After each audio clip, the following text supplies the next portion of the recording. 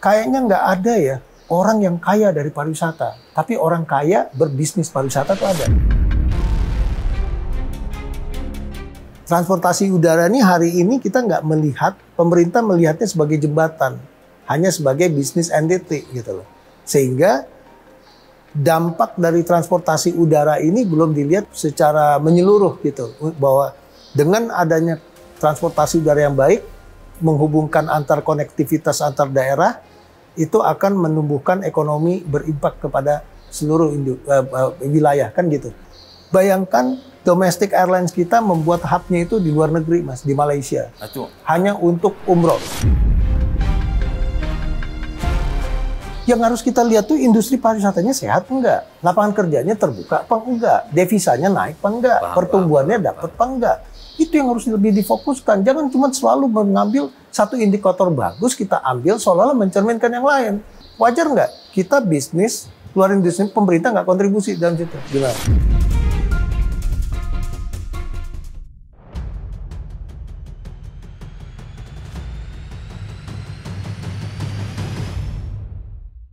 Pemirsa, kembali lagi dalam program OTT. Kali ini kami mengundang dua tokoh ya di dalam urusan pariwisata, urusan perhotelan dan urusan restoran, macam-macam lah. Ini kebetulan mereka ini tergabung di dalam Perhimpunan Hotel dan Restoran Indonesia. Tapi nanti kita akan berbincang lebih luas ya, bukan hanya bicara hotel dan restoran, kita akan membicarakan mengenai pariwisata yang lebih luas lagi. Kali ini kami sudah mengundang Pak Sekjen dari PHRI, Bapak Maulana Yusran atau yang sering kita panggil Bang Alan. Lalu Ketua Bidang Perhotelan ya, Pak Novel Saleh Hilabi atau yang sering kita panggil Bang Novel. Siap, ya. Mas Teddy. Jadi langsung ya, siap, supaya boleh, Mas. kita Santai bisa aja kita. Ini ya. Jadi saya mau tanya Pak Sekjen dulu. Pak Sekjen, apa sih PHRI ini dan bisa dijelaskan apa yang dilakukan oleh PHRI ini untuk dalam waktu dekat ini ya untuk cara mengenai hotel, restoran dan pariwisata pada umumnya gitu. Ya, PHRI itu adalah merupakan satu organisasi yang dia mewadahi pelaku usaha akomodasi atau hotel, terus kemudian juga pelaku usaha jasa makanan dan minuman, itu restoran, dan satu lagi adalah lembaga pendidikan di sektor pariwisata. Nah itu komponennya ada 3, jadi ada hotelnya, restorannya, dan lembaga pendidikan yang khusus di sektor pariwisata. Nah, apa sih tujuannya organisasi ini? Sebenarnya tujuannya adalah pertama, organisasi kan bukan harus, organisasi itu merupakan organisasi usaha, jadi bukan pelaku usaha. Kalau pelaku usaha kan biasa ada Apindo misalnya gitu kan. Ini usahanya, jadi ada usahanya baru dia usahanya yang bergabung ke dalam organisasi ini.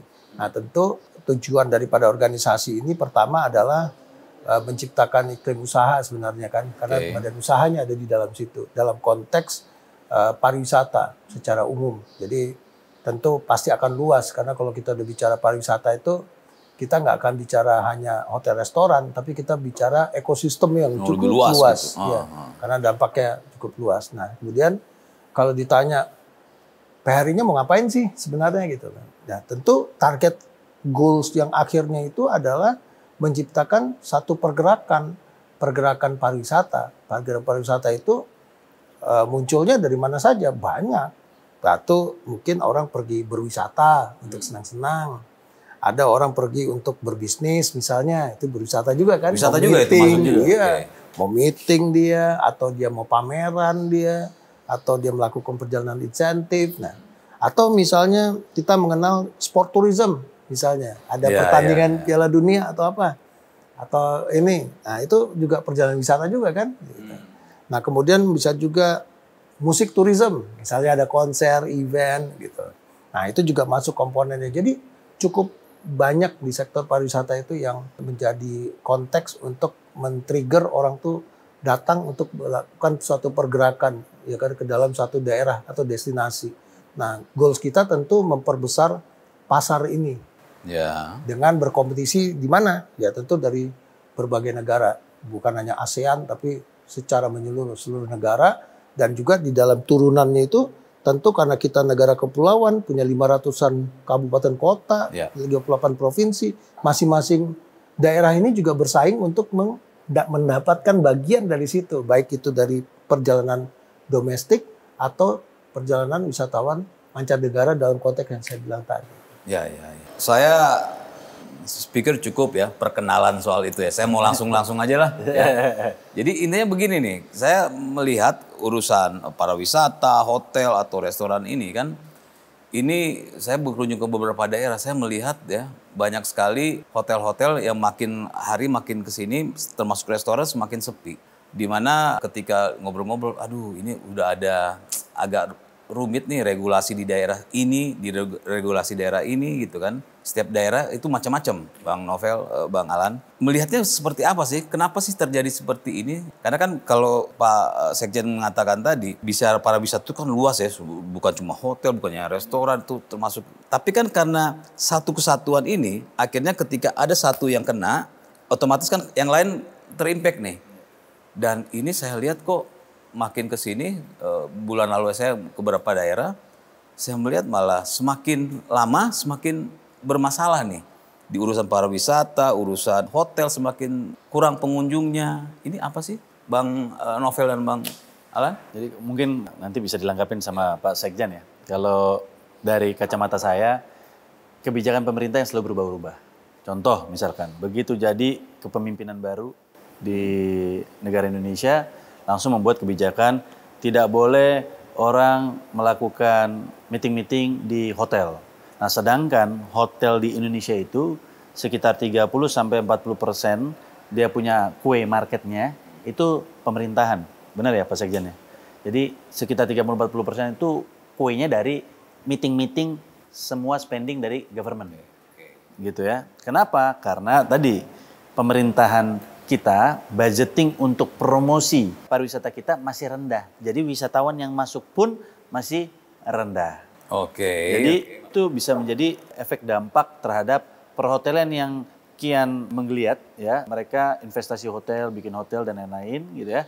Terus ditambah lagi ada lagi kebijakan-kebijakan yang tidak tegas kepada aturan-aturan regulasi yang mereka sudah tentukan tapi pengawasan dan implementasi tidak sejalan. Misalnya gimana tuh? Contoh, di sini dibangun hotel ya. Di dekat hotel tersebut tiba-tiba ada kos-kosan yang dibangun fungsinya semestinya sebagai kos, tapi dia bikin menjadi kostel, kosan hotel. Jadi kosan itu kan nggak boleh jadi harian, karena pajaknya beda sama pajak hotel, kan gitu ya. Oke. Nah, tapi dia fungsinya dijadikan hotel, karena anggap lebih murah jualannya, gitu. Sehingga okupansi di hotel ini berkurang, pindah ke sini. Sedangkan wisatawan yang memang menjadi marketnya hotel tidak banyak karena tadi promosinya pemerintah kurang. Ditambah lagi budgeting pemerintah untuk spend di hotel juga hilang. Sudah dihilangkan. Nah, ini efek itu bagian itu kecil ya, dari ya. efek aja. Terus ditambah lagi ada orang beli perumahan. Perumahan dirubah menjadi villa. Villa dijualnya harian, gitu kan? Oke. Nah, ini berdampak lagi nih kan gitu. Nah, jadi kuenya semakin tergerus. Terus ditambah lagi pasca Covid, ya hotel tersebut kan paling banyak mereka pinjam pembangunan pendanaannya itu dari perbankan. Oke. Pada saat Covid selesai, mereka punya menumpuk pinjaman, kan begitu. Nah, dan pasca Covid-nya hotel-hotel kan banyak yang kosong, harus ada renovasi, kan begitu.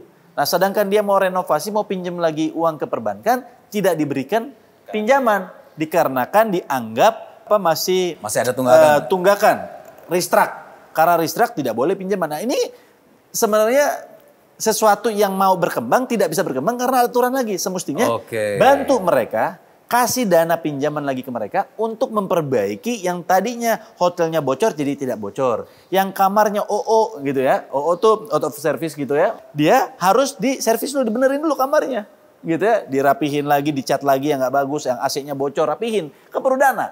Gitu ya. Sedangkan dia marketnya lagi lesu karena kebijakan pemerintah. Nah, kalau ini distimulus sama pemerintah, dibantu pendanaan untuk dia merebuild lagi hotel-hotelnya, maka setidaknya orang-orang yang dari luar sana kan kalau mau nginep itu cari hotel yang bersih, hotel yang nyaman.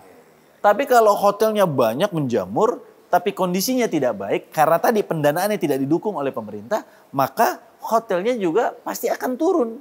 Ditambah lagi spending pemerintah untuk promosi turun, ditambah lagi pemerintah tidak spending di hotel-hotel untuk meeting-meeting. Nah, ini complicated dengan tujuan pemerintah ingin meningkatkan ekonomi 8%. Nah, kalau ekonomi 8% mau ditingkatkan, maka hal-hal seperti ini nih harus dirapihin. Kenapa?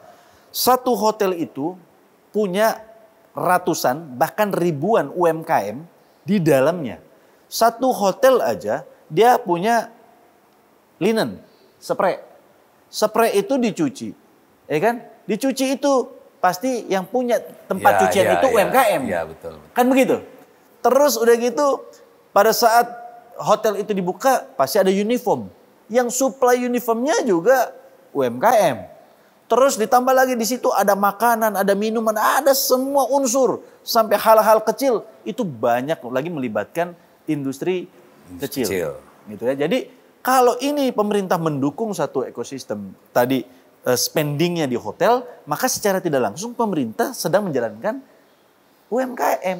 Jadi pemerintah pikirnya jangan sempit. Oh, budget hotel itu spending malah merugikan anggaran negara, buang-buang duit. Padahal tidak buang-buang duit. Mereka malah lagi membantu menghidupkan UMKM. Karena kalau hotel itu berjalan, maka UMKM-nya menjadi supporting hotel tersebut. Oh, oke. Jan? Detail sekali. Semuanya sebenarnya. Tapi saya mau bicara yang sebelum masuk ke detail itu, bungkus atasnya itu apa? Kenapa dia, tadi kan pertanyaan, kenapa jadi, kok makin kesini jadi berantakan? Ya, itu. Setiap kita mau menjalankan sesuatu itu kan kita harus punya konsep. Harus ada blueprintnya. Oke. Kelemahan kita di pariwisata itu kita tidak punya blueprint. Tunggu, kita tidak punya blueprint? Tidak. Dalam Undang-Undang 10 tahun 2009 tentang pariwisataan, diatur namanya Rancangan Induk Pembangunan Pariwisata Indonesia, Riparnas. Ada turunannya Riparda untuk daerah, ada Ripar kabupaten atau kota. Tapi barang ini tidak dijadiin pedoman, di FGD kan tapi tidak dipedomanin. Jadi konsep negara kita itu setiap ganti kepala negara atau kepala daerah ganti program. Tapi kan itu udah ada tuh dasarnya. Tapi kan nggak dipedomanin. Oke. Ada, tapi nggak dipedomanin. Kan kita lihat setiap kepala negara atau kepala daerah itu pada saat dia mau maju pilkada kan dia menyusun programnya sendiri, targetnya seperti apa. Nah itu yang akhirnya digunakan sehingga selalu berubah-ubah. Ya contohnya, contoh gamblangnya gini lah. Tadi Mas Novel udah ceritain detail tuh. Selama ini kenapa pembangunan hotel itu pelaku usaha hotel itu membangun berdasarkan demand side-nya yang dilihat. Setiap kepala daerah bilang, tolong bangun dong hotel, nanti saya isi deh dengan rapat saya. Kan gitu. Oke. Sekarang tiba-tiba pemerintahnya berubah. Nggak boleh rapat atau dipotong anggarannya. Itu nggak diisi. Itu yang terjadi itu. Nah, saya contohin aja sekarang pemerintah punya program MBG. Ya, makan gizi gratis. Itu kan program pemerintah. Ya. Apakah program ini nanti ganti presiden masih? Belum tentu. Belum tentu, iya. Dia akan jadi sama seperti hotel juga nanti. Yang tadinya menikmati kue gemuk karena program pemerintah. Suatu saat pemerintah berubah karena yang namanya kayak MBG sama market hotel itu sama, tidak ada blueprint, hanya program sesaat pada saat pemerintah itu menjabat. Ini pasti akan ada masalah lagi. Dia muncul off taker baru, lapangan usaha baru, tapi begitu nanti ganti 5 tahun ke depan kalau ganti programnya hilang. Kalau yang namanya blueprint itu kan dia akan sustain, dia akan berkelanjutan terus saja. Oke, jadi jangan kita bicara hotel itu nanti kita bicara ini. Itu satu. Bahwa kita tidak punya blueprint. Oke. Yang ketiga, saya kasih satu contoh lagi. Destinasi super prioritas deh. Apa tuh, Pak? Mandalika, Toba, Borobudur. Ya. Apalagi itu yang di Manado. Apa berlanjut sekarang? Bunaken. Bukan, yang Likupang. Oh, Likupang. Kan nggak berlanjut sekarang kan. Jadi sudah hilang karena nggak masuk dalam program Asa Cita. Jadi semua itu tidak akan berkelanjutan. Ya. Nah ini masalah kita ada di situ. Yang kedua, tadi kan Mas Novel juga jelasin tadi. Bahwa di dalam lingkaran kita, di dalam bisnis di pariwisata itu kan keterlibatan harus nomor satu adalah regulator. Siapa regulator itu? Adalah pemerintah. Kalau negara tanpa regulator kan jadi hukum rimba. Nah, regulator ini perannya penting. Pentingnya apa? Kalau kita dari sisi lihat bisnis pariwisata, pertama dia membuat konsepnya dulu by blueprint. Oke. Yang kedua, kalau dalam sisi bisnis dia akan melihat membuat proses perizinannya. Mulai dari orang mengajukan, regulasinya dulu. Regulasi, udah ada regulasi, nanti bagaimana orang proses mengajukan sampai pengawasan. Tapi permasalahan kita, regulasinya ada, pengawasannya jadi titik paling lemah. Pengawasan titik paling lemah, apa buktinya, Jen?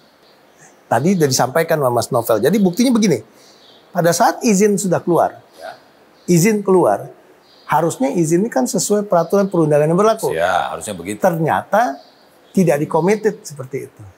Kenapa? Karena pemerintah itu dibagi lagi, ada pusat, ada daerah.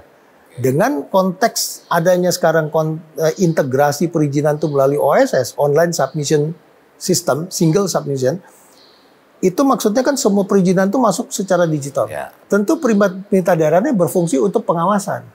Tapi pasalnya pengawasannya lemah. Bahkan kadang-kadang berkreasi sendiri, membuat izin tambahan. Ini banyak terjadi di daerah. Itu yang tadi Mas Novel bilang. Jadi izin itu identik orang sekarang bilangnya harus ada NIB, nomor induk berusaha. Padahal izin itu bukan hanya NIB, tapi harus ada KBLI, Kualifikasi Baku Lapangan Usaha, yang menjelaskan apakah tadi dia sebagai rumah, tempat tinggal yang jangka panjang, atau dia sebagai hotel, tempat tinggal yang jangka pendek. Ya ini abu-abu, Mas. Itu yang terjadi sekarang oversupply akomodasi kayak di Bali, kasus-kasus kayak di sekarang di lingkungan perumahan banyak penginapan yang seharusnya tata ruangnya tidak memperbolehkan. Kesalahannya siapa? Ya pemerintah daerah sebagai padahal secara aturan itu nggak boleh. Tapi nggak boleh. Kan diatur tata ruang. Iya, kan ada tata ruang kan semuanya kan. Jadi pemerintah itu harus menjalankan fungsi sebagai regulatornya.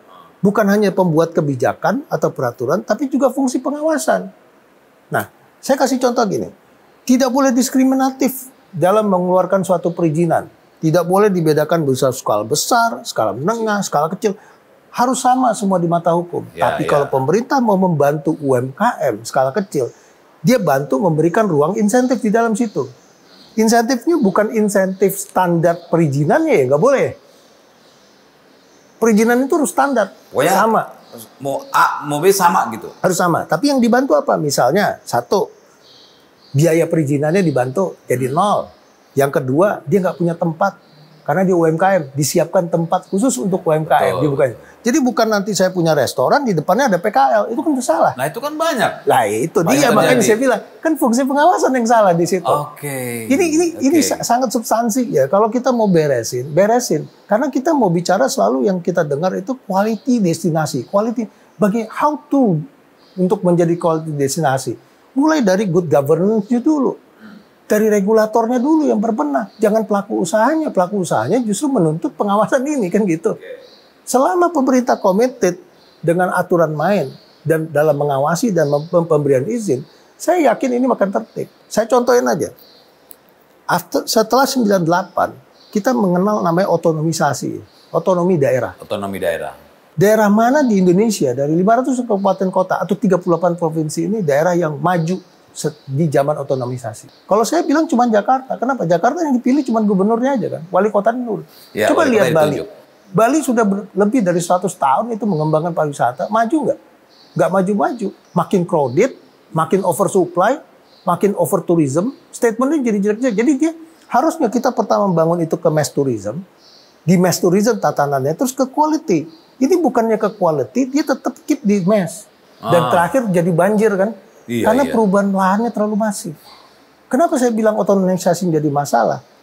Pemerintah Kabupaten Badung penerima PAD tertinggi di satu provinsi Bali. Di Badung ya? Badung. Karena dia akomodasi di situ semua. Tapi apa yang terjadi di Gianyar? Apa yang terjadi di Bali Utara kecil? Sadar nggak sih si Badung ini bahwa orang yang nginep di situ tuh berwisata ke kabupaten kota lain? Iya. Dampaknya dengan persaingan antar kabupaten kota ini apa? Dampaknya adalah mereka bersaing untuk perubahan lahan demi meningkatkan PAD. Ini masalah substansi. Tapi ini kan udah masuk ke politik. Iya. Kita harus evaluasi. Harusnya one destination, one management. One leader maksudnya, bukan one leader. One destination, one leader. Jadi nggak akan pernah selesai PR-nya. Karena setiap wali kota atau bupati dia akan berlomba-lomba dong bikin. Ya pasti. Dan tidak pernah mempedomani blueprint itu. Oh, itu sudah dilanggar semua. Itu sudah dilanggar, tapi di FGD kan tiap tahun. Makanya saya bilang, jadi persoalan mendasar itu adalah di lingkup pemerintah itu sendiri. Bagaimana pemerintah itu ingin menertibkan strukturnya, mendigitalisasikan, sehingga tidak ada lagi ruang-ruang kebijakan yang justru melanggar azas keberlanjutan, yang justru malah membuat kompetisi usaha tidak sehat, yang justru merusak ekosistemnya semua. Tadi Mas Novel udah bilang ya, pariwisata itu itu melibatkan lintas sektor yang terlalu banyak. Dia ada ekosistemnya, kemudian ada rantai pasoknya. Oke. Dan siapapun, kalau kita semua orang pasti bicara pariwisata. Tadi saya bilang kan ada macam-macam di situ. Ada industri musik tourism, sport tourism, ada leisure-nya, pendidikan, segala macam. Jadi kalau kita udah bicara itu, dampak langsungnya peredaran uangnya di masyarakat langsung. Kalau libur lebaran tuh yang di daerah destinasi itu gimana? PKL semua isinya tuh. Menikmati dia di sana. Terus transportasi, mulai dari Gojek sampai pesawat udara kan pasti juga menikmati. Jadi intinya gini Mas, kayaknya nggak ada ya orang yang kaya dari pariwisata. Tapi orang kaya berbisnis pariwisata tuh ada. Tunggu. Ulang. Nggak ada orang yang kaya karena pariwisata, tapi orang kaya berbisnis pariwisata ada Mas. Oke. Ini coba lihat ya. Dengan statement yang saya bilang itu makanya industri pariwisata ini merupakan industri yang terlemah organisasinya dibanding sektor lain. Coba contoh tambang, coba contoh migas, kebun. Wah asosiasi kuat-kuat. Tapi kalau di sektor pariwisata itu kecil-kecil Mas banyak. Karena retail ya. Karena iya, saking banyaknya gitu ya. Susah menyatukan. Nah itu yang kemarin kita bilang jadi sejarah kelam dengan undang-undang pariwisata yang baru. Sudah ada di undang-undang 10 tahun 2009 tentang pariwisata. Rumahnya, udah ada rumahnya nih. Ya. Dokter aja punya landasan undang-undang rumahnya. Ya. Lawyer juga punya landasan. Masa pariwisata begitu udah punya rumahnya dirobohin lah. Di undang-undangnya makin berantakan. Kasihan nggak? Nah jadi kesimpulannya kan berarti memang pemerintah belum fokus untuk mengembangkan pariwisata ini. Padahal negara-negara lain, Arab Saudi, ya kan banyak negara bukan hanya Arab Saudi yang membuka sektor pariwisata itu sebagai tulang income ya, tulang punggung devisanya mereka ke depan. Kok kita enggak? Indonesia untuk di ASEAN aja mungkin jadi satu-satunya negara yang nggak punya tourism board. Padahal hanya Indonesia, Singapura punya, makanya berhasil. Padahal kan kalau kita bicara pariwisata dan segala macam, kayaknya dari Sabang sampai Merauke kita nggak kurang-kurangnya deh tempat-tempat destinasi yang paling bagus Indonesia. Paling bagus. Dari menurut saya bicara Bangkok, bicara Malaysia, ya negara-negara lain ya dibanding Indonesia. Indonesia lebih punya banyak tempat pariwisata. Kita punya 17.000 pulau. Ya kan setiap pulaunya itu punya kecantikan masing-masing. 17.000 pulau? Iya, kita punya 17.000 pulau. Bayangin tuh kita punya. 17.000 pulau, iya. Budayanya itu lebih banyak lagi. Sebagai gitu. identitas daerah. Budaya, identitas, dan pariwisata juga. Pariwisata juga. Gitu. Jadi 514 kabupaten kota, 17.000 pulau, ya kan? Banyak budayanya, gitu. Ini semua tidak dibuat dalam satu ekosistem yang memang tersistem untuk bisa meningkatkan ya pendapatan negara atau tulang punggung negara ini di bidang pariwisata. Contoh aja Mas. Tadi apa yang Sekjen sampaikan. Kenapa kita SDM Indonesia itu atau kita semua manusia itu harus sekolah? Oke. Kenapa? Karena kita kan harus bisa menyamakan satu persepsi ya di dalam dunia industri itu sendiri. Berbicara misalkan orang kenapa harus ambil sekolah perhotelan? Karena dia harus mengerti standarisasi tentang sekolah perhotelan. Apa itu hotel? Ya kan? Apa itu di dalam-dalamnya? Kan harus disamain dulu satu persepsinya dulu. Pemikirannya harus samain dulu. Pendidikan itu. Ya kan ada pendidikan. Makanya gitu. Berbicara MICE, ada lagi kan pendidikannya. Tetapi orang yang membuat aturan, kebijakan pada saat dia dipindah dari Kadis Pertanian dipindah ke Kadis Pariwisata, tidak ada pendidikannya. Iya. Semestinya betul. Pada saat mereka di-switch dari Kadis A, Kadis B atau dari menteri lah. Dipindah dari Menteri Pariwisata, dari Menteri Energi ke Menteri Pariwisata. Pada saat mereka dipindah, menurut saya harus ada satu lembaga pendidikan untuk memberikan knowledge kepada menteri baru, pejabat baru, pada saat mereka menjabat posisi itu untuk bisa menjadi sustainable. Apa yang dilakukan sebelumnya dan apa yang menjadi roadmap ke depannya. Jangan sampai dia duduk dengan egonya dia, dengan pikirannya dia, membuat implementasi sesuatu yang bertabrakan dengan sebelum udah punya kebijakan. Sedangkan sebelum punya kebijakan, udah ada investasi dari pengusaha. Akhirnya karena kebijakan orang yang berbeda semua berbeda, ini mandek.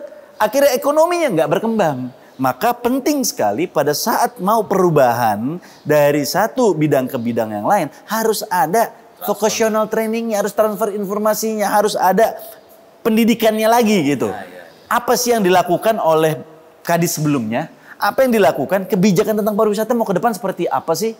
Sehingga pada saat dia menjabat, dia tinggal melaksanakan program yang dianggap baik sesuai dengan roadmap, ya kan? Dan disempurnakan secara implementasi. Dan mungkin kalau dia mau menambahkan dengan diajak seluruh stakeholder.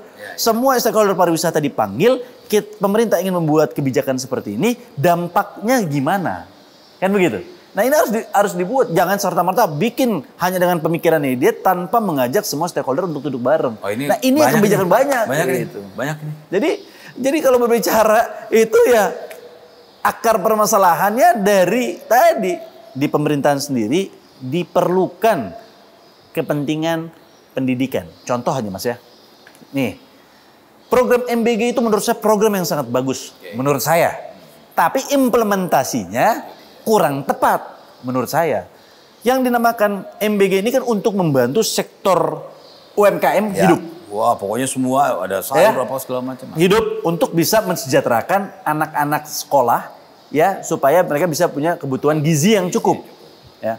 Sebenarnya menurut saya tidak perlu pemerintah membangun tempat kitchen baru, dapur baru menurut saya, tapi memanfaatkan restoran-restoran atau perhotelan-perhotelan yang sekarang lagi kurang baik ekonominya untuk dapurnya digunakan menjadi MBG dulu. Jadi gunakan, ada warteg-warteg, cari warteg yang size-nya bagus, terus tinggal diedukasi mereka, dibantu dana kursus itu untuk mereka membuat satu kitchen yang standar dan mereka yang bisnisnya beneran warteg.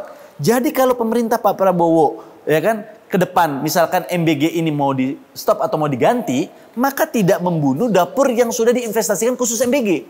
Karena apa? Basic usahanya dia restoran. Tapi MBG ini menjadi penunjang atau penambah dia selama 5 tahun program Pak Prabowo. Nanti 5 tahun berikutnya Pak Prabowo mau ganti program, ini tetap jalan gitu loh. Atau Pak Prabowo bilang lanjutkan, berarti kan bisnisnya dia berkembang gitu. Nah, ini akan menghidupkan sektor restoran yang ada di perhotelan, menghidupkan warteg-warteg, masakan Padang, masakan restoran, semuanya akan hidup. Orang yang punya catering, ya kan itu dulu. Jangan mengajak para konglomerat mereka menginvestasikan punya 10 titik, 20 titik, 30 titik. Yang punya satu orang korporasi besar. Ya UMKM-nya nggak hidup. Nah menurut saya ini implementasinya salah. Programnya bagus. Programnya baik. Tapi implementasinya menurut saya perlu. Tadi makanya pentingnya kalau ada pendidikan knowledge. Pada saat orang membuat sebuah program, pada saat mau execute program, maka buat dulu lembaga tadi riset dan pendidikannya untuk mengimplementasikan program tersebut. Jangan cuman kejar pamor, kejar viral, tetapi implementasinya nanti dampaknya akan besar. Terjadinya apa? Orang yang makan keracunan, orang yang akhirnya apa? Karena tadi dapur umum dibuat sama orang yang menurut kita belum. Nah, kalau restoran itu contoh sudah mainan kita mereka kasih gitu. Restoran nih, kita kasih kamu ya pokoknya saya ambil dari kamu 3.000 per hari. Tapi kalau di situ nanti ada yang keracunan atau apa, maka restorannya saya tutup. Oh dia takut dong. Restorannya bakul nasinya. Iya. Ya kan? Restorannya bukan urusan masalah dapur umum atau untuk MBG doang, tapi kehidupan dia sehari-hari untuk di sini. Kalau dia nggak ngejagain, otomatis secara bisnisnya dia keseluruhannya dia nggak bisa jalan. Maka punishment itu kepada orang yang memang menjadi bakul nasinya itu akan berdampak real dibandingin dapur-dapur yang dibuat hanya dari nol dan yang ada di situ juga orang-orang orang-orang yang dianggap belum siap untuk diterjunkan gitu. Jadi karena kan kebutuhannya banyak betul. Jadi pendidikannya juga butuh orang yang banyak dan orang yang mengerti kan gitu. Jadi menurut saya ini penting sekali link and match ke tempat yang tepat dan duduk dengan orang-orang yang tepat. Ya. Karena kalau bicara tadi kan masih berhubungan dengan restoran. mereka Kan nggak kaget, mereka Nggak sudah kaget, terbiasa udah gitu ngerti. kan. Bener. Menarik juga ini. Gitu, jangan rumah, oh tuh ada rumah kosong disewa untuk dapur MBG, nggak perlu, ada warteg. Nih size wartegnya, oke, size-nya karena kecil mungkin dia bisa 1.000 sehari.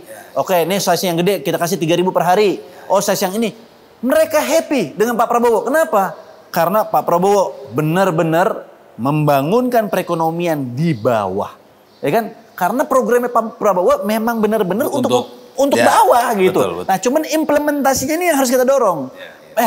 Pak, kalau bisa ini yang melakukan dapur MBG ini kita kasih ke warung kayak warteg, masakan Padang atau restoran-restoran yang ada yang mereka terlihat Sudah sepi. Terbiasa, bantu mereka, latih mereka. Karena programnya ini saya dukung dan bagus sekali. Ini berani banget. Makanya saya bilang Pak Presiden Prabowo itu top.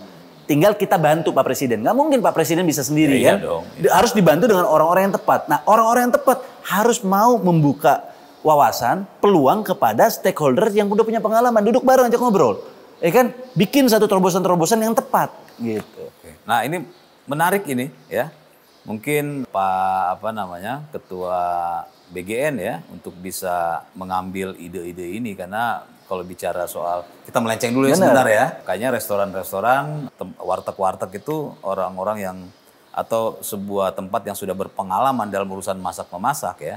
Jadi meminimalis lah hal-hal yang terjadi sekarang ini. Nah, kita pindah, saya masih tertarik dengan Pak Sekjen tadi katakan, ini banyak regulasi yang sudah dilanggar gitu kan.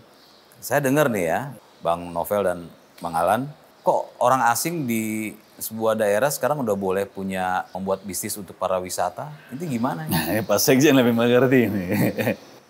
Orang-orang asing loh. Ya, ini masalahnya kan gini. Terkait masalah positif list dan negatif list kita di industri pariwisata untuk investasi. Nah, memang itu yang salah satu yang kita juga kasih masukan bahwa gini. Tentu bagaimanapun sebagai masyarakat Indonesia kita berharap ada ruang lebih bagi pelaku usaha domestik untuk bisa berbuat, untuk bisa terlibat dalam aktivitas ekonomi kan, khususnya di sektor pariwisata. Nah, kami mendorong, kami sudah sampaikan ke BKPM bahwa kita minta untuk satu, kan dalam kita bicara investasi kan kalau kita bicara nilai, kita nggak lepas dari currency kita kan. Nilai 10 miliar itu bagi orang asing kan kecil. Ya. Kita berharap kalau orang asing itu bukan 10 miliar, jadi 100 miliar. Gitu. Itu seharusnya menjadi satu bagian dari pemerintah pemikiran untuk mereview ini gitu loh. Kalau sekarang kalau dengan 10 miliar kan jadi gampang banget. Itu satu. Nah kemudian yang kedua, kembali lagi tadi, banyak permasalahan yang viral itu kan Bali. Sebenarnya bukan hanya Bali, di berbagai daerah. Banyak itu. Dan pengawasan ini Mas. Jadi mungkin dia nanti nikah dengan domestik, dengan lokal Orang atau lokal. apa ya. Dan pada saat pelaksanaan itu, fungsi pengawasan tadi yang saya bilang itu tidak berjalan. Jadi kan sebenarnya fungsi regulator pemerintah ini kalau dia berjalan ini akan sempurna. Kelemahan kita dalam membangun suatu quality destinasi, ya kan, quality tourism itu ada di fungsi pemerintahan. Nah kalau saya kenapa selalu bilang pemerintah ini bukan masalah kritik ya, tapi this is faktanya gitu loh. Karena upaya untuk mentransformasi ke digital pun sulit. Jadi banyak yang tidak terima, gitu. Kan untuk menjadikan OSS ini tidak mudah, karena penolakan dari daerah itu juga banyak. Kenapa? Karena daerah itu tadinya yang berbuat, yang punya kewenangan karena otonomisasi tadi. Tapi kita melihat jangan sampai ada 500 kabupaten kota, 500 pula desain perizinannya. Ini kan tidak menyamarkan investasi kan gitu. Kan tadi Mas Novel bilang, kita punya banyak potensi di setiap daerah. Daerah juga punya kesempatan untuk mengembangkan ekonominya atau masyarakatnya di situ. Tapi kalau proses mulai dari perizinan berusahanya udah bermasalah, otomatis hambatan ini akan mendasar sampai ke masyarakat. Daerahnya nggak kebangun. Ya contoh lah sekarang. Kita lihat bahwa Indonesia itu adalah negara kepulauan. Kita selalu bilang itu. Kalau kita negara kepulauan, kita harus punya jembatan antar pulaunya. Nah jembatan yang kita gunakan karena terlalu luas itu biasanya transportasi udara. Tapi transportasi udara ini hari ini kita nggak melihat, pemerintah melihatnya sebagai jembatan. hanya sebagai business entity gitu loh. Sehingga dampak dari transportasi udara ini belum dilihat secara menyeluruh gitu, bahwa dengan adanya transportasi udara yang baik menghubungkan antar konektivitas antar daerah itu akan menumbuhkan ekonomi berimpak kepada seluruh wilayah kan gitu. Karena nggak semua wilayah punya tambang, nggak punya migas dan seterusnya. Mereka hidup biasanya dari perdagangan. Perdagangan itu mayoritas ditopang oleh UMKM 99%, tapi siapa yang datang ke situ? Karena daerah kita tadi nggak semua punya strong di SDA, misalnya kebun, hutan atau apa segala macam bisa dimanfaatkan itunya. Tentu dia pasti masih mengandalkan aktivitas dari pemerintah itu sendiri. Jadi uang APBN ini, jadi bukan uang daerah menyebar ke daerah, uang APBN harus dilempar ke daerah dengan berbagai aktivitas. Tadi Mas Novel nyinggung di awal kan, entah dia dalam bentuk rapat, entah dia membangun infrastruktur dan lain-lain. Karena UMKM itu hidup membutuhkan itu gitu. Tanpa ada itu, nggak akan terjadi itu aktivitas ekonominya. Nah, kemudian makanya indikator di setiap daerah itu yang paling 3 besar itu ada pajak hotel restoran, karena kan aktivitas pemerintah itu, pusat itu kalau ke daerah kan dia pasti nginep di hotel. Pasti makan di ini. Dan kemudian kontribusi ke airlines-nya juga ada kan di situ. Nah buktinya dengan efisiensi, akhirnya airlines-nya pun turun. Airlines turun. Jadi kalau Mas pergi nih kemana-mana, kalau delay itu hal biasa. Kalau dulu kita bisa pulang pergi, kita bisa jumlah pesawatnya banyak dan seterusnya kan gitu. Nah hotelnya juga tadi bicara ekosistem dan seterusnya. Nah ini sebenarnya yang harus kita pikirkan. Jadi transportasi udara itu seharusnya pemerintah memberi ruang. Misalnya bagaimana kalau komplainnya harganya tinggi. Apa yang membuat komponen tinggi? Misalnya aftur. Aftur ini kan kok bisa lebih murah orang ngisinya di Singapura. Indonesia. Belum lagi hanya masalah safety, tax-nya untuk spare part kenapa dimahalin gitu loh.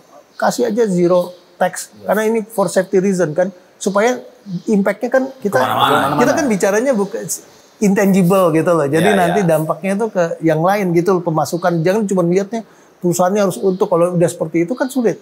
Coba lihat Bangkok ya, gimana dia bisa wismannya gede karena aksesnya juga banyak kan di dalam situ kan. Tapi kita kan membutuhkan akses domestik. Yang paling miris itu apa Mas?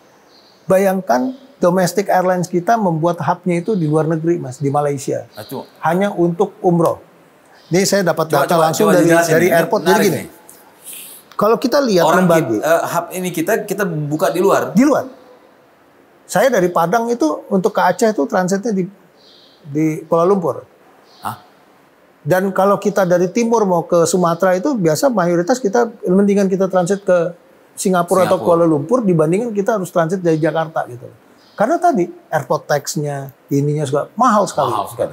Ini nggak pernah ada dievaluasi gitu. Jadi kesalahan masalah kita membuat hub di luar negeri itu kesalahan pemerintah sendiri dalam membuat regulasi, tidak menjadikan si transportasi udara ini menjadi jembatan. Kan nggak mungkin harganya yang dipaksa turun kalau operational cost overhead-nya tinggi kan gitu. Nah pemerintah harus evaluasi itu. Ini tergantung masalah kemauan kok. Hari ini Malaysia itu mencatat hampir di atas 30 juta, udah berapa puluh juta, di atas 30 juta kalau nggak 20 juta.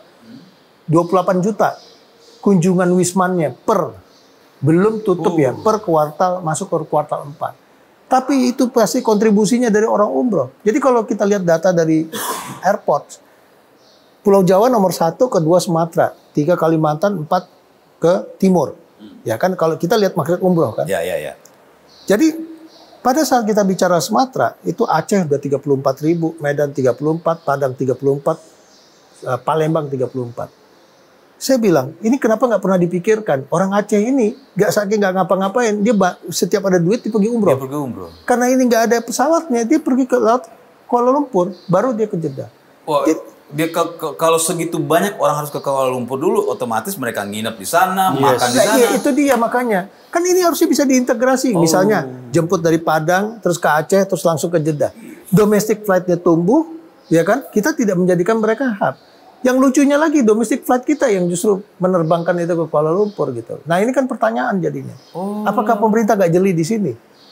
Kan kita bisa bagi. Misalnya Kepri, Babel, ya kan, Jambi itu ke Laut Palembang. Yang Padang ini ada Pekanbaru, ya kan, Bengkulu dan seterusnya itu masuk ke sini. Ya kan Aceh. Kalau Aceh ngambil ke Medan ini akan sulit kan jadi charter flight karena nggak banyak dia gitu loh. Medan dia udah punya marketnya sendiri jadi bisa besar. Ini sebenarnya barang hal-hal kayak gini yang harusnya pikirkan oleh pemerintah. Jadi integrasi kita harus menyelesaikan kenapa sih kok kita mensubsidi ke sana, bukan karena dibuka. Kan mereka khawatir karena Presiden mengatakan 37 bandara boleh internasional. Nah, itu kan bagaimana menyikapi. Betul. Potensi oke, tapi kita harus melihat segmentasi pasarnya gitu. Nah, ini yang tidak dipikirkan. Oke. Nah, itu permasalahan regulasi itu sebenarnya menjadi salah satu substansi yang menghambat industri pariwisata ini untuk berkembang. Nah, yang paling terakhir yang tadi kita kan ada konsep pertama yang blueprint saya bilang, kemudian regulator, yang terakhir yang mesti dilihat itu pasti semua pekerjaan ini ada KPI, ada indikator performance. Kok saya perhatikan lebih senang melihat indikator performance berdasarkan tourism index. Gimana? Indikator performance kerja itu dipakai tourism index. Oke, kita setuju lah sebagai satu indikator. Tapi apakah itu dipakai satu-satunya? Nggak bisa. Kenapa? Pada tahun 2023 kita mencatat kenaikan tourism index itu di level ranking 22. Dunia nih? ASEAN. Dunia. Ya. 22 rankingnya, Mas. Ya. Di ranking 22 ini naik dari ranking 33. Tapi ada kenaikan dong berarti. Ada kenaikan. Bagus kan? Bagus. Secara indeks. Tapi apakah uangnya ada? Yang jelas nomor 1 pada tahun 2023 itu, kunjungan Wisman kita, statusnya dengan banding ASEAN, Thailand nomor 1 di 38 juta, kemudian disusul Malaysia, yang ketiga Singapura, keempat Vietnam, baru Indonesia. Sementara negara-negara ini yang tourism indeksnya di atas ranking 40, mereka mengejar devisanya kan. Lah kita cuma ngejar performance index, tapi devisanya nggak ngejar. Tunggu Jen, saya agak bingung nih. Secara indeks kita itu lebih baik dari negara-negara tadi. Iya. Tapi secara kunjungan wisata kita nomor 5. Mereka lebih banyak. Kan berarti uangnya lebih banyak. Iya. Berarti pertumbuhan ekonomi lebih bagus. Iya. Berarti lapangan pekerjaannya lebih banyak. Nah, makanya ini yang harus, ini masalah udah berakar. Jadi kita jangan terlalu mengejar apa istilahnya tadi ya. Jadi kayak award yang kita kejar, apresiasi kita kejar, tapi dari sisi uangnya kita kantongnya kosong. Ya gitu loh. Pujian gak ada pentingnya, yang penting benar. Uangnya dong. Sama dengan misalnya kita bicara hari ini gini. Secara data statistik, kunjungan Wisman kita terjadi peningkatan tahun 2025. Per ini udah 13 juta kan? Oke. Pertanyaannya, apakah secara industri menjawab peningkatan Wisman ini mencerminkan bahwa industrinya juga dalam keadaan sehat. Hari ini harusnya berbarengan dong. Harusnya bareng. Faktanya kalau kita lagi sehat, nggak mungkin pemerintah ngasih insentif PPh 21 untuk sektor pariwisata. Iya dong. Ya kan? Iya. Berarti kan ada masalah di situ. Itu tadi yang dijelaskan sama Mas. Padahal kan ini tinggi nih, kunjungan tinggi. Kunjungannya naik kan, makanya saya bilang jangan kita selalu bicara satu indikator, tapi tidak mencerminkan terhadap uang yang kita terima, terhadap lapangan kerja yang kesempatan yang dibuka gitu. Contoh lagi, perjalanan bisnis kita meningkat 1 miliar berapa gitu. Kalau saya nggak happy itu, karena saya tinggal di Jakarta, besok saya pergi ke Tangerang tuh udah perjalanan tuh dicatat. Yang harusnya dilihat indikatornya, kalau orang dilihat dari okupansi hotel minimal dia pasti menginap, kan? Berarti dia bisa dicatat sebagai indikator. Betul. Jadi jangan terlalu senang dah bicara-bicara pergerakan wisatawan Nusantara, ya kan? Apalagi Wisman ini yang nikmatin cuman banyakan Bali dan di Pulau Jawa, Jakarta kok. Nah, kita kan punya 500 kabupaten kota. Yang harus kita lihat tuh industri pariwisatanya sehat enggak? Lapangan kerjanya terbuka apa enggak? Devisanya naik apa enggak? Pertumbuhannya dapat apa enggak? Itu yang harus lebih difokuskan. Jangan cuma selalu mengambil satu indikator bagus kita ambil seolah-olah mencerminkan yang lain. Padahal nggak berbarengan ya? Tidak bisa begitu, Mas. Kalau misalnya ini jalan, devisanya yang kita kejar, pendapatan yang kita kejar, pasti daya beli masyarakat juga naik. Tapi kalau kita hanya bicara itu saja, itu nggak bisa. Jadi indikator itu menjadi penting dengan realita yang di lapangan, Mas. Jadi jangan hanya indeks itu kita perlu. Tapi nggak bisa kita di indeks itu menjadi satu kebanggaan yang luar biasa. Performance pergerakan itu kita perlu. Tapi kita juga harus bicara, ini kita bicara 501 kabupaten kota dan kesempatan kerja karyawan gitu loh. Nah, jangan bermain dengan data ini jadi seolah-olah jadi kan akhirnya terjadi konflik seolah-olah si industri pariwisata komplain nggak pernah puas, pemerintah mengatakan sebenarnya udah ini itu kan nggak bagus jadinya. Padahal kita bicara yang bicara itu di grassroots mulai dari karyawan sampai pelaku usaha. Jadi benar-benar harus dilihat dari semua ekosistemnya, nggak bisa cuma setengah-setengah Setengah potongan bisa. doang. Iya, Jadi panjang gitu. Jadi kalau kita membahas pariwisata mungkin 2 hari, 3 hari kita nggak selesai-selesai. Ya kan? Tapi tadi intinya apa yang disampaikan oleh Pak Sekjen dan mungkin tadi tambahan-tambahan dari saya. Ya semoga pemerintah setiap membuat suatu kebijakan nggak cuman dengan data-data yang menurut kami data-data yang dipercantik, tapi data-data fakta lapangan yang mesti harus mengajak para stakeholder terkait gitu ya di bidang-bidang yang memang mereka kuasai di bidang pariwisatanya. Karena kan macam-macam. Tadi ada yang jagonya hotel, ada yang memang asosiasi non hotel kayak apa namanya zoo gitu ya. Itu ada lagi ada banyak. Nah itu kan tinggal dilihat perputaran di zoo kunjungan berapa banyak, hotel berapa banyak. Restoran makan di daerah berapa banyak. Ini tinggal dilihat aja dari total jumlah ini semua perputar kan bisa lihat di situ. Sama dengan nggak dengan indeksnya? Sama dengan indeksnya. Enggak, sama nggak dengan ini? Kalau jomplang jauh nih, di mana salahnya nih kan? Pasti ada salahnya. Gitu. Pasti kan gitu. ada salahnya. Pasti Jadi, ada salahnya. menurut saya itu banyak sekali. Jadi gitu. Ya, jadi nah ini pertanyaan terakhir ya. Mudah-mudahan ada lagi pertanyaan. Enggak, saya mau apa adanya ngomong ya. Singapura sama Jakartanya masih gedean Jakarta. Ya. Kok saya suka terima WA atau email itu mengajak untuk berwisata ke Singapura. Dan wisata Singapura, terus dia liatin makanannya, hotelnya ya. Lalu ada lagi ya, kawan saya itu dia ke daerah Thailand atau apa ya.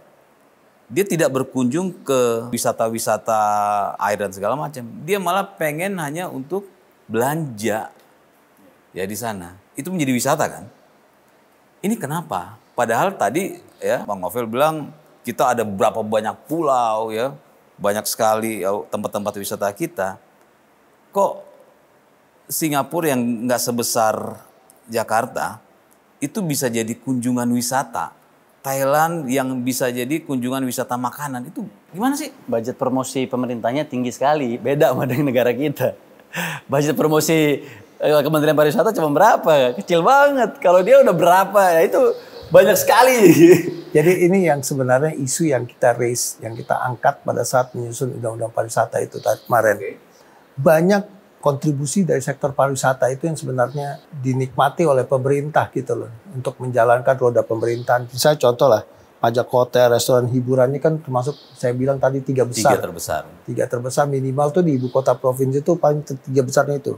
Itu masuk ke pemerintah daerah. Tapi kan untuk dianggarkan kembali untuk pengembangan pariwisata, produk atau pasar kecil sekali. Karena dia tadi kan masih ingat ya, kenapa Pak Menkyu digeruduk sama kepala daerah karena pemotongan TKD tahun depan. Karena apa?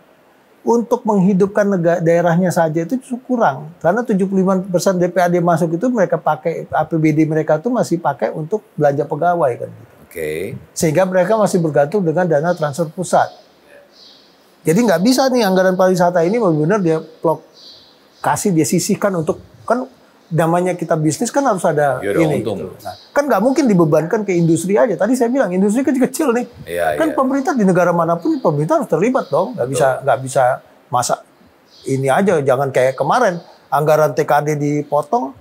Kepala Pak Mendagri, mohon maaf Pak Mendagri malah bilang tolong ambil dari pajak hotel dan pajak restoran. Pajak itu udah disembeli bener. Nah iya orang market aja kagak dikasih. Itu kan sales tax. Terus mau diambil dari mana kan gitu. Itu kan sales tax. Marketnya tadi udah dijelasin. Marketnya dari aktivitas pemerintah diambil dari situ di mana lagi. Makanya pemerintah daerah senang naik fiskalnya itu dari PBB kan dinaikin PBB gitu kan. Yang kedua kan banyak aktivitas pariwisata juga yang tarik PPN.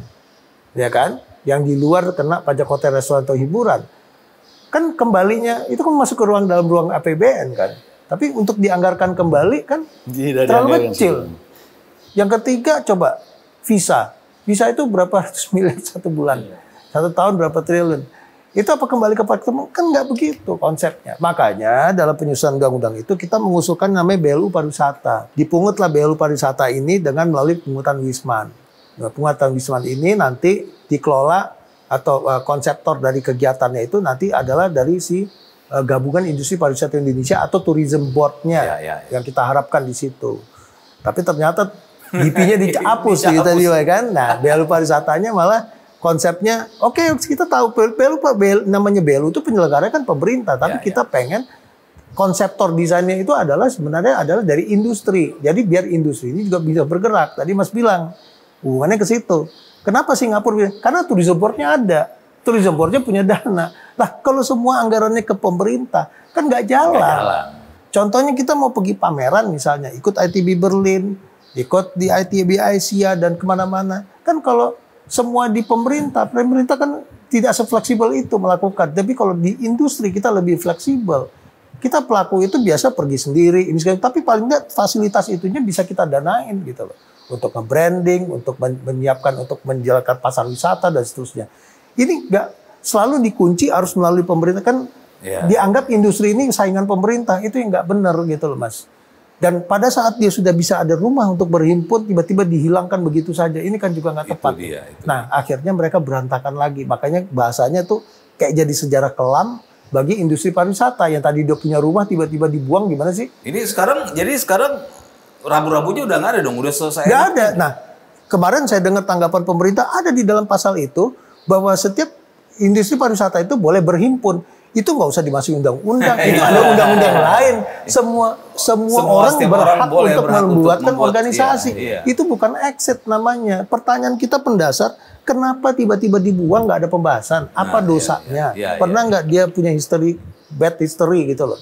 Kan nggak ada. Justru dia tandem membantu. Apa kegiatan misalnya Wonderful Indonesia Travel Fair kemarin diadakan 2 kali. Itu kan swadaya kita semua. Bukan pemerintah itu. Pemerintah nge-rebranding dan juga membantu mensupport apa embel-embelnya. Nah ini loh, kayak gitu-gitu loh. Ini menjadi penting gitu loh. Padahal dampak ekonominya itu cukup besar dari sektor pariwisata itu. Karena multisektor tadi saya bilang. Belum rantai pasoknya.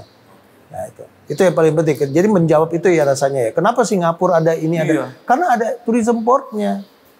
Kalau kita harus keluarin duit sendiri. Wajar nggak? Kita bisnis, keluarin duit sendiri, pemerintah nggak kontribusi dalam situ. Gimana? Nggak wajar. Ya, nggak wajar. Itu. Nggak wajar. Gitu. Ada tambahan? Sudah Mas, alhamdulillah, makasih banyak. Jadi mesti meeting-meeting lagi. Ya, siap. Jadi kita cukupkan pembicaraan, nanti kalau ada lagi perkembangan kita siap ngundang lagi ya. Siap, anytime pokoknya kita bahas. Ya jadi pemirsa ya, apa yang kami bicarakan, yang kita bicarakan itu jelas ya. Yang dibicarakan bukan hanya bicara soal kelompok atas, tapi ini hubungannya kena ke UMKM, ke masyarakat yang paling bawah, di mana bisnis pariwisata atau bicara pariwisata itu bukan hanya bicara hotel, hanya bicara restoran, itu sangat-sangat luas dan dampaknya juga langsung ke masyarakat ya. Jadi dari pembicaraan kita ini ya sudah cukup jelas, dan mudah-mudahan ya kami akan mengundang dari pihak pemerintah untuk men-challenge. Nih bagaimana nih apa yang sudah disampaikan oleh Bang Novel sama Bang Alan ya. Ini bagaimana regulasinya dari pemerintah? Ini sudah carut-marut, lalu lintasnya nggak jelas. Apalagi setiap orang seenak-enaknya ya, misalnya orang asing sudah bisa bikin usaha di sini.